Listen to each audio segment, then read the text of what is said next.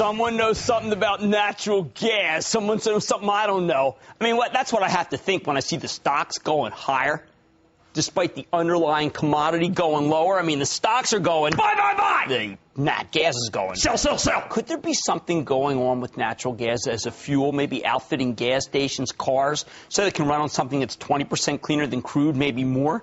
That's what I think when I look at the run that clean energy fuels, CLNE, has had. This is a stock that I've liked as a spec for a long time. It's up 171% since the last time I spoke to the CEO, November 20th of last year. It's at $3.49. CLNE is the play on using natural gas as a fuel in this country. What a move it's had. But, of course, a spiteful person, like I once was, could say, come on, Jim, you liked it in the teens a couple years ago. I've liked it all over the place. You'd be right. But it's had a super climb from the bottom, and now maybe opportunity knocking down 71 cents today to $9.46 in the miserable trading session we had. All right, for the longest time, no one in Washington would embrace natural gas. Fossil fuel. And there's a fatwa, if not a full-blown jihad, against fossil fuels, even cleaner ones like nat gas. The Democrats didn't want to get their hands dirty with something that wasn't wind or solar. Never mind that we need a transition fuel if we want to do something about climate change in the decades before truly renewable fuels can start making a difference, until they can put that windmill on your trunk. Plus, the coal lobby, both Democrats and Republicans, a lot more powerful than the natural gas lobby. So we have this weird world where we embrace the cleanest and the dirtiest, but nothing in between. At long last, though, it looks like maybe the attitude in Washington's changing. Maybe the natural gas companies hired some better lobbyists, spread more money around. I don't know. Something's doing something. I'll be happy to waive my usual consultation fee if we get the program. Yesterday, Senate Majority Leader, that's a joke, I don't have one. Senate Majority Leader Harry Reid's annual Clean Energy Summit in Las Vegas took place. Natural gas getting a lot more attention out there. Even Al Gore seeming to acknowledge the inconvenient truth that we're going to need to embrace a fuel that's just less dirty before we can get clean. My take, let's hope what happens in Vegas doesn't stay in Vegas for a change. And maybe the word goes beyond the Bellagio. There might even be the political support to get nat gas through Congress. Oh, wow. Among other things, the bill that's on the table will require an extension of the existing credits for natural gas as a transportation fuel. It will provide a tax credit for the purchase of a nat gas vehicle, require half of the vehicles the federal government purchases over the next 5 years to be natural gas fueled. Legislation would be huge for clean energy fuels, largest chain of natural gas filling stations in the country. Not to mention all the natural gas companies. If this gets passed, they're all going to be good. The big question I have, if the political winds change for the fuel, are the Democrats finally willing to do something smart here? I don't know. Hey, but I know someone who would. Andrew Littlefair, the CEO of Clean Energy Fuels, who, by the way, was willing to come on at $3. He didn't duck. He didn't go under the desk. Like a lot of the guys would be like, hey, I'm right here. I'm right here. No, this guy was actually right here on your screen, as he is again. Andrew, welcome back to Mad Money. Well, thanks for having me back, Jim. It's better to be here at $9 than at $3.49.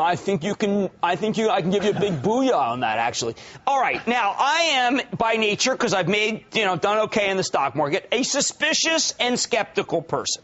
I look, and I've been telling my staff, and come out here every night, and I say, I can't understand. Natural gas at $3.50, but the stocks have been on a tear. Somebody knows that natural gas is going to become a preferred fuel. I look to you, sir, as the person who might know what's going on.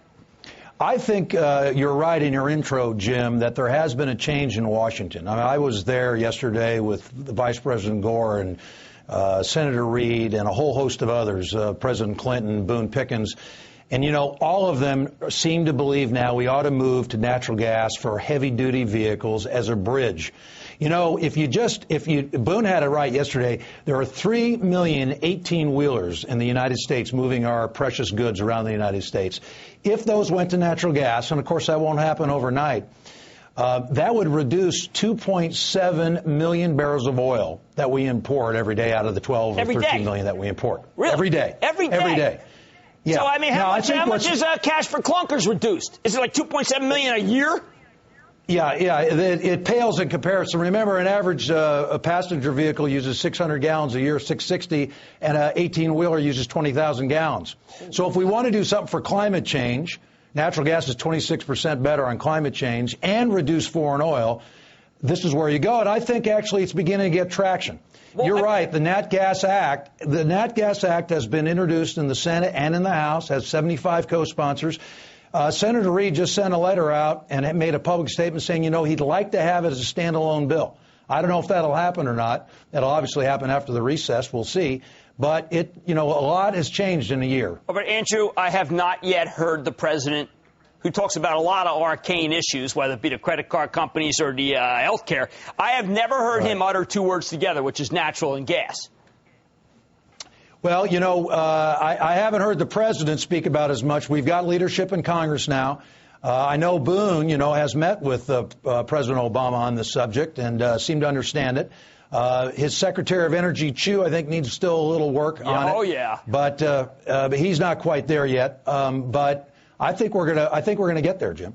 Does anyone in Congress know that there's particularly say from Pennsylvania, New York, West Virginia, North Dakota, South Dakota, Arkansas, Texas, do they know that they are sitting on millions of jobs if they push this through? Right. If you just did 300, I think they do now. I think finally Washington has figured out that we have a lot of natural gas. I mean, it's a total game changer, right? Here we have this domestic clean resource that we have that we can reduce, the foreign oil. If you just did listen to this one, Jim. If you just did 350,000 heavy-duty trucks, so let's say you did that over 3 years. I think you could do it faster, but that's modest. That would create 450,000 jobs over 3 years. It would replace 5 billion gallons of diesel a year. I mean, no other alternative fuel do we have is ready today. But, I've been speaking to nat gas executives for 2.5 years. No one's listened. What made Gore get on board?